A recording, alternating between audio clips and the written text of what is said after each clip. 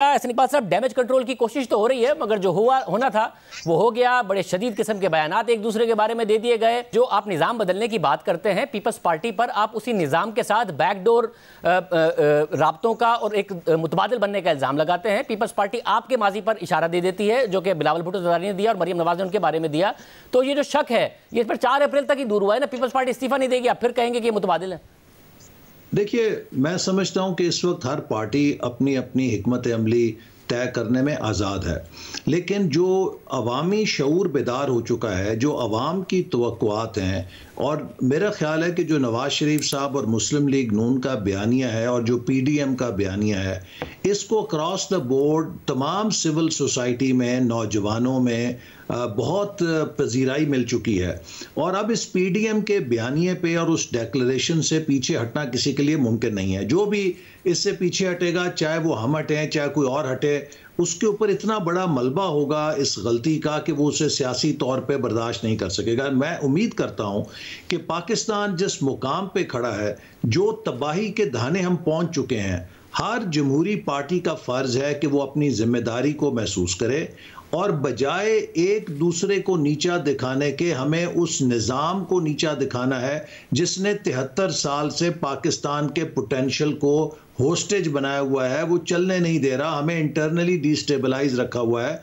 तो मेरा ख्याल है कि शायद इंशाल्लाह, उम्मीद है कि जो अवामी दबाव है सब जमातों के ऊपर, कोई भी जमात PDM से खुल्लम खल्ला बगावत करना अफोर्ड नहीं कर सकेगी और हम सब उस तारीखी किरदार का शऊर रखेंगे। उसके लिए आपको सेटिस्फाई करना पड़ेगा पीपल्स पार्टी को कि इस्तीफों के नतीजे में ये हुकूमत गिरेगी और आपका गेन ज़्यादा बड़ा होगा, क्योंकि नए इलेक्शन में के बाद आपको ज़्यादा हुकूमत में हिस्सा मिलेगा, सिर्फ सिंध हुकूमत नहीं मिलेगी। और वो आप आज तक नहीं कन्विंस कर पाए हैं, तो 4 अप्रैल को तक कैसे कन्विंस कर लेंगे पीपल्स पार्टी को?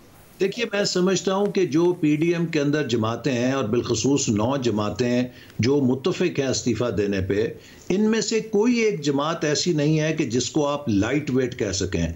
इनकी अशरों के ऊपर, डेकेड्स के ऊपर मुहित पॉलिटिकल स्ट्रगल है।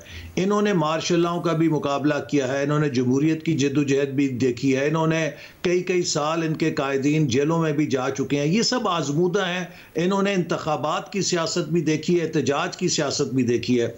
अगर वो 9 जमातें इस बात पर मुत्तफिक हैं कि तमाम ऑपोजिशन मिलकर अगर इन असेंबलियों से निकल जाए, 850 में से अगर 400 नशिस्तों से निकल जाए, तो फिर ज़िमनी इलेक्शन नहीं होगा, ये निज़ाम गिर जाएगा। और अगर उन 9 जमातों में उन 9 जमातों की बहुत कम सीटें हैं, आप ही की ज़्यादा हैं और पीपल्स पार्टी की ज़्यादा हैं, तो आप दोनों का स्टेक ज़्यादा है। आप दोनों में भी पीपल्स पार्टी का हुकूमत का स्टेक है, आपका नहीं है।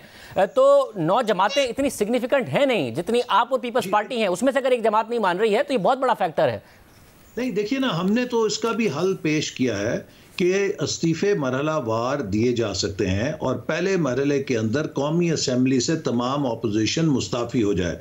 और अगर कौमी असम्बली से 161 अपोजिशन के अरकान यकमुश्त मुस्ताफ़ी हो जाएंगे, तो फिर हुकूमत वहाँ पर बाई इलेक्शन नहीं करा सकती। उससे ये निज़ाम एक रेत के किले की तरह गिरेगा और इसी से हुकूमत खाइफ है। ये निज़ाम को बचाने वाले भी खाइफ हैं कि सारी अपोजिशन मिलकर मुस्ताफ़ी ना हो जाए। मगर कायरा साहब ने कहा कि उन्होंने जब PDM में आपके सामने सवाल रखा कि अगर बाई इलेक्शन हो गया तो क्या करेंगे, हम हिस्सा लेंगे नहीं लेंगे, इन सवालों के जवाब थे नहीं आपके पास। उन्होंने ज़ाती तौर पर आपसे भी पूछा। इन सारे सवालों की अब मैं अंदर की बात नहीं रखना चाहता। इन सारी बातों पर तजावीज़ भी थी, बहस भी हुई है। मैं पीपल्स पार्टी का जो फैसला करने का हक है वो उसका एहतराम भी करता हूँ। उनकी मर्जी है कि वो 9 जमातों के साथ हाँ में हाँ मिलाएं या वो ना मिलाएं, ये 4 तारीख को वो फैसला करेंगे। लेकिन हम उम्मीद करते हैं कि अगर सारी अपोजिशन जमातें मिलकर इस निज़ाम पर जो अब आखिरी सांसें ले रहा है, ये पिट चुका है, ये फेल हो चुका है। देखिए मईशत की हालत देखिए,